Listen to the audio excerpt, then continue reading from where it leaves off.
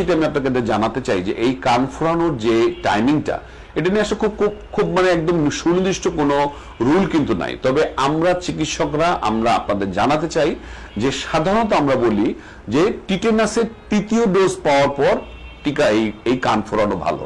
অর্থাৎ আমরা জানেন যে 1.5 মাস বয়স থেকে আমাদের বাবুদের আমরা টিকা দিই। আমাদের যে পায়ে যে ঘুরিয়ে ঘুরিয়ে যে 3টা টিকা দেওয়া হয়, ওটার ভিতরেই জানেন যে টিটেনাসের ভ্যাকসিন আছে, ওটা আমরা বলি পেন্টাভ্যালেন্ট ভ্যাকসিন। ডিপথেরিয়া, হুপিং কফ, টিটেনাস, হিপ ভ্যাকসিন এবং হেপাটাইটিস যে বি ভ্যাকসিনটা কিন্তু ওর ভিতরে দেওয়া আছে, আপনারা জানেন।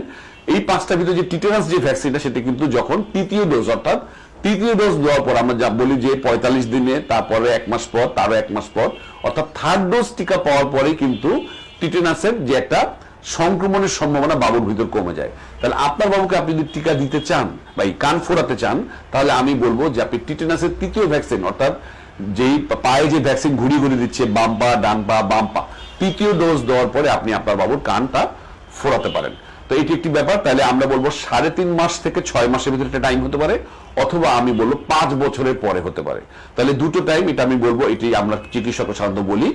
তাহলে আমরা কি বললাম যে আপনার বাবুর জন্মের তৃতীয় ডোজ পাওয়ার পর, সেটা এক একজন এক সময় দেয়, আমরা জানি, সবাই ফিক্সড ভাবে দেয় না। তবে সাধারণত আমরা বলবো যে 3.5 মাস থেকে 6 মাসের ভিতরে আপনি কান ফোরাতে পারেন, অথবা 5 বছর বয়সে পরে একটু বড় হওয়ার পরে।